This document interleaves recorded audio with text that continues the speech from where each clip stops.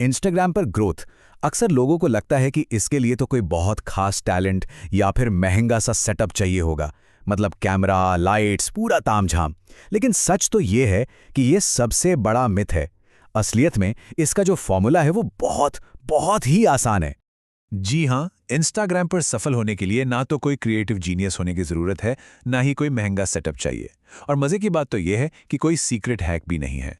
असल में ये सारी बातें जो कामयाबी के लिए ज़रूरी मानी जाती हैं, वो सिर्फ एक मिथ हैं और कुछ नहीं। सफलता का जो पूरा खेल है ना, वो सिर्फ 3 चीजों पर टिका है। और सबसे मजेदार बात पता है क्या है? इनमें से 2 चीजें तो लगभग सभी लोग पहले से ही कर रहे हैं। तो फिर वो तीसरी और सबसे अहम चीज क्या है, जो सारा फर्क पैदा करती है? चलिए इसी को समझते हैं। तो इंस्टाग्राम पर कामयाबी का सबसे पहला नियम है एक माइंडसेट बदलना, एक सोच को बदलना। और वो ये है कि परफेक्शन के पीछे भागने से ज़्यादा ज़रूरी है कंसिस्टेंसी पर ध्यान देना, मतलब लगातार पोस्ट करते रहना। अच्छा, इस स्लाइड पर एक बहुत जरूरी फर्क साफ साफ दिखता है। देखिए, YouTube पर लोग कुछ सर्च करते हैं और उन्हें वीडियो मिल जाता है, चाहे वो कितना भी पुराना क्यों ना हो। लेकिन इंस्टाग्राम, वो तो स्क्रोलिंग पर चलता है। यहाँ कोई किसी को ढूंढने नहीं आता, बल्कि कंटेंट को खुद ऑडियंस के सामने बार बार आना पड़ता है। और इसी वजह से यहाँ कंटेंट की जिंदगी भी बहुत छोटी होती है। और बस इसी वजह से इंस्टाग्राम के एल्गोरिथम को इस बात से कोई खास फर्क नहीं पड़ता कि एक वीडियो बनाने में कितनी मेहनत लगी है। वो बस ये देखता है कि क्या कोई क्रिएटर लगातार, मतलब रोज या हर दूसरे दिन कंटेंट डाल रहा है या नहीं। सीधी सी बात है, यहाँ परफेक्शन से बड़ा खेल कंसिस्टेंसी का है। तो इस बात को हमेशा गांठ बांध लेना चाहिए कि एक परफेक्ट रील बनाने से कहीं ज्यादा जरूरी है अगली रील बनाना। मोमेंटम बनाए रखना और लगातार कुछ नया बनाते रहना ही इस प्लेटफॉर्म पर सफलता की असली चाबी है। चलिए, तो अब जब क्यों का जवाब मिल गया है, तो अब क्या पर ध्यान देते हैं। दूसरा कदम है अपनी नीश, यानी अपना टॉपिक चुनना। और ये कोई ऐसा वैसा टॉपिक नहीं होना चाहिए, बल्कि एक ऐसा टॉपिक जो लंबे समय तक चल सके। अपनी नीश खोजने का सबसे आसान तरीका है खुद से एक सवाल पूछना। सोचिए, अगर पैसा कमाने की कोई टेंशन ही ना हो, तो वो कौन सा काम है जो कोई भी इंसान पूरे दिन कर सकता है? इस सवाल का जवाब ही असली दिलचस्पी को सामने ले आता है। और दूसरा सवाल, ऐसा कौन सा टॉपिक है जिस पर बिना बोर हुए घंटों तक बात की जा सकती है? क्योंकि देखिए, जब किसी काम में जुनून होता है, तभी उसे लंबे समय तक करना मुमकिन हो पाता है, वरना तो कुछ ही दिनों में बोरियत होने लगती है। तो कुल मिलाकर 2 बातें तय करनी है। पहली, अपनी नीश अपनी दिलचस्पी के हिसाब से चुनें, किसी और की नकल करके नहीं।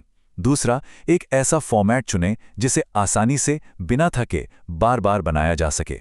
और रही बात चेहरा दिखाने की, तो उसका जवाब बहुत सिंपल है, जिसमें आप सहज महसूस करें वही करें। ठीक है, तो नीश और फॉर्मेट तय हो गया। अब बात करते हैं सबसे जरूरी चीज की, कंटेंट बनाने के लिए आइडियाज कहाँ से आएंगे और उसे एक असरदार तरीके से पेश कैसे किया जाए। एक कहावत है, जैसा अन्न वैसा मन। इंस्टाग्राम पर भी कुछ ऐसा ही है। जो कंटेंट दिन भर देखा जाता है, वही दिमाग में घूमता है और उसी से नए आइडियाज पैदा होते हैं। आइडियाज कहीं आसमान से नहीं टपकते, वो इस बात से आते हैं कि खुद क्या देखा और सुना जा रहा है। यहाँ पर स्मार्ट कॉपिंग की स्ट्रैटेजी बहुत काम आती है। अब इसका मतलब ये नहीं कि किसी का कंटेंट चुराना है, नहीं। इसका मतलब है ये समझना कि कोई वायरल कंटेंट आखिर सफल हुआ क्यों। क्या उसका हुक दमदार था, टॉपिक भरोसेमंद था, या फिर उसे पेश करने का तरीका अलग था। फिर उसी कोर कॉन्सेप्ट को उठाकर उसे अपने स्टाइल में बनाना है। स्क्रिप्ट लिखते समय एक नियम सबसे जरूरी है, शुरुआत के 3 सेकंड ही सब कुछ तय कर देते हैं। अगर दर्शक पहले 3 सेकंड में नहीं रुका, तो समझ लीजिए कि खेल खत्म। एक असरदार स्क्रिप्ट का स्ट्रक्चर बहुत आसान होता है। देखिए, सबसे पहले एक प्रॉब्लम बताइए, फिर थोड़ी सी उत्सुकता पैदा कीजिए और आखिर में उसका समाधान दे दीजिए। उदाहरण के लिए, आपकी रील्स वायरल नहीं हो रही क्योंकि आप ये एक गलती कर रहे हैं। अब बताइए, ये सुनकर कौन नहीं रुकेगा? अच्छा, अब हम आते हैं उस आखिरी और सबसे बड़ी रुकावट पर जो ज्यादातर क्रिएटर्स को आगे बढ़ने से रोक देती है। और ये कोई स्किल या टैक्टिक नहीं है, बल्कि एक दिमागी रुकावट है।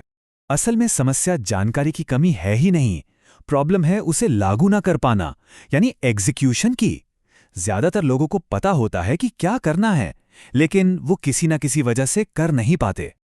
और इसके लिए कुछ बहुत ही आम बहाने बनाए जाते हैं, जैसे कल से शुरू करूंगा, अरे थोड़ी और रिसर्च कर लेता हूं, पहले एक परफेक्ट प्लान बनाना पड़ेगा, या फिर मुझे एक बेहतर सेटअप चाहिए, यही वो बहाने हैं जो असल में ग्रोथ को रोकते हैं। तो असली बाधा जानकारी की कमी नहीं, बल्कि एक्शन न लेना है।